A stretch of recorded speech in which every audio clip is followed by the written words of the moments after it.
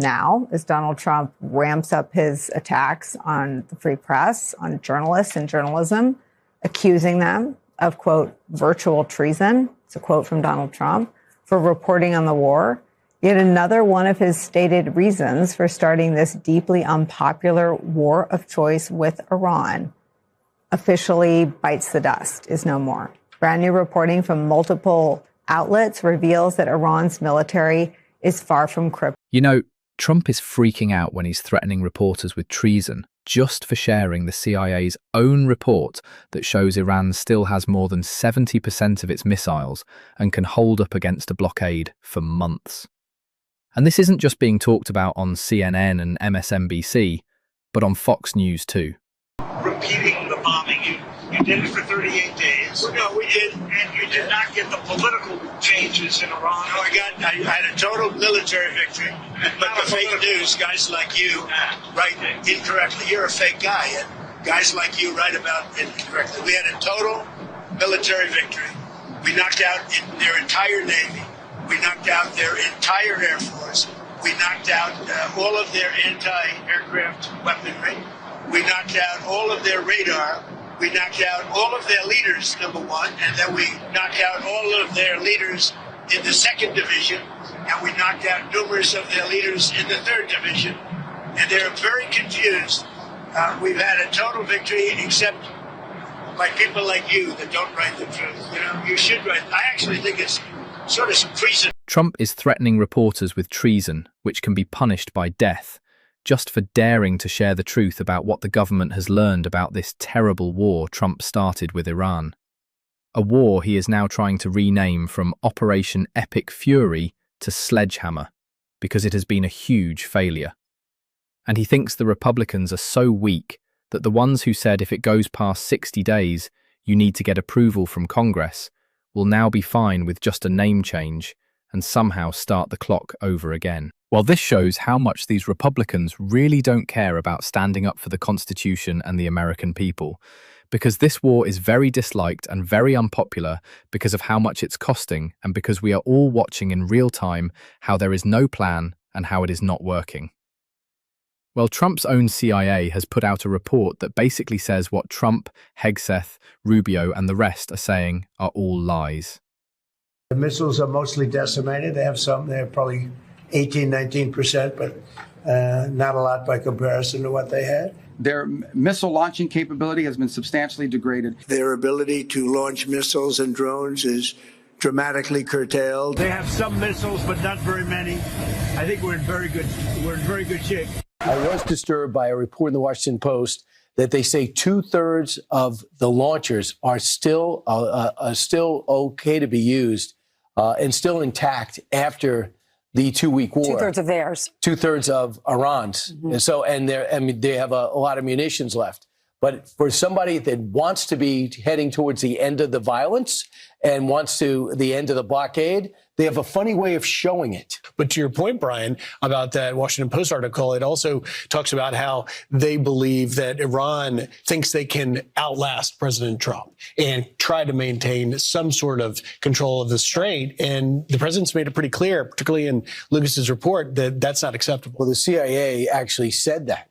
According to a CIA report that the Washington Post got a hold of, that said that they believe that Iran can last 6-7 months with the current blockade of oil. So if that is indeed the case, because they got that shadow fleet is still functioning and they're still able to make money off the shadow fleet that's been in existence for 20 years because they've been under such heavy sanctions. And guess who's buying it? China. We have seen at each juncture of this where we hear from our administration, oh, you know, Iran, they're on the back foot, all this economic sanctions, they're being totally crushed. They're going to fall tomorrow. No, the next day, the next day, the next day. Now there's this new CIA report that Iran could survive a naval blockade for 3 to 4 months. 3 to 4 month timeline on this. They have dug in. Their foreign minister was in China this week. Then there was this, another leak from the CIA, anonymous sources during the Trump administration. Oh, Iran has 75% of their missiles still. Really? We're still going to buy anonymous leaks from the CIA deep state to hurt Trump? Oh, they have 4 to 6 months left. Really? Then why are they leaking all their oil into the Strait? Listen, we're supposed to get... And to me, the most significant thing that I learned this week come from CIA reporters, an assessment that's floating around now, that 70% of the Iranian missiles are still there, 70% of the launchers are still there. The Iranian regime is able to withstand the blockade for another 3 or 4 months before real pain. According to the CIA report, all those bombs we dropped mostly just sealed off the places where Iran keeps a lot of their missiles. But during this ceasefire, they were able to open them back up. So they were not destroyed. These missiles were not destroyed. It may have just made them a little harder to use. In fact, they are still so ready to use that Iran still has 70% of their missiles. And the same goes for their nuclear power.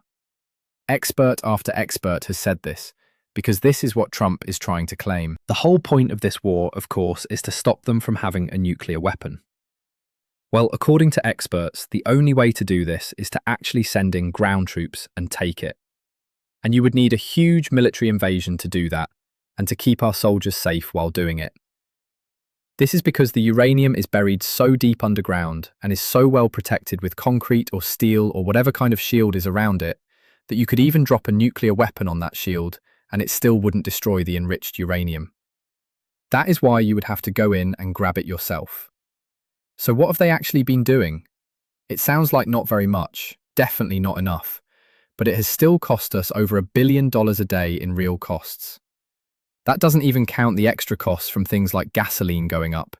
It has cost American lives and the service members who have been put in danger and killed or hurt. It has cost us our good name on the world stage and even among ourselves as a country because of the killing of the 150 school children right at the start, where we still have had no accountability or justice for them. And because we are fighting this war without any legal approval at home or around the world, which is hurting our reputation here and abroad. And all of this, according to the CIA, only made their abilities 30% weaker.